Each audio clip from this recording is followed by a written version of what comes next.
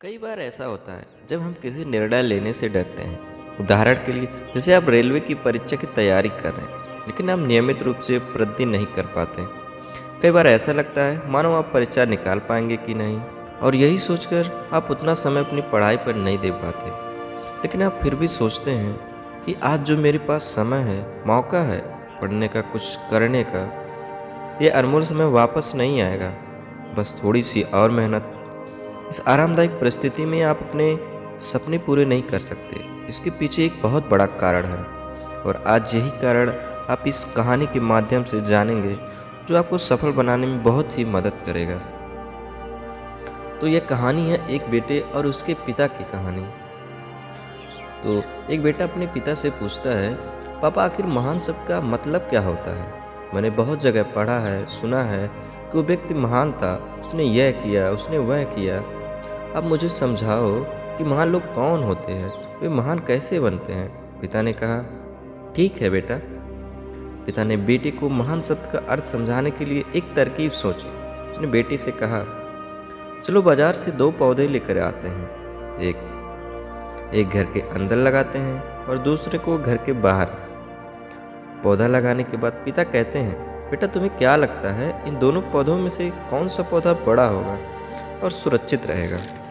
बेटे ने कहा, पिताजी ये भी कोई पूछने वाली बात है? जो पौधा हमारे घर के अंदर है वो सुरक्षित है, बड़ा होगा, जबकि बाहर वाला पौधा बिल्कुल सुरक्षित नहीं है। उसे बहुत सारे मौसम झेलने पड़ेंगे, उसको कोई जानवर भी खा सकता है। पिताजी शांत रहे और उन्होंने कहा, बेटा इसका जवाब मैं समय आने पर दूंगा। बेटा पढ़ाई करने के लिए 4 सालों के लिए बाहर चला जाता है, और जब वो वापस आता है घर के अंदर के पौधे को देखकर कहता है, पापा मैंने कहा था ना, इस पौधे को कुछ नहीं होगा, ये सुरक्षित रहेगा। पिता मुस्कुराए और उन्होंने कहा, बेटा जरा बाहर जाकर उस दूसरे पौधे को देख कर आओ।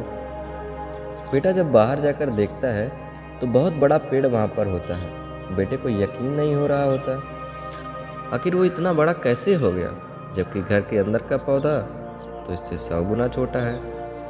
पिता बेटे को समझाते हैं, बेटा ये पौधा इतना बड़ा इसलिए बन पाया क्योंकि इसने हर मौसम का सामना किया, हजारों मुश्किलों से लड़ा है।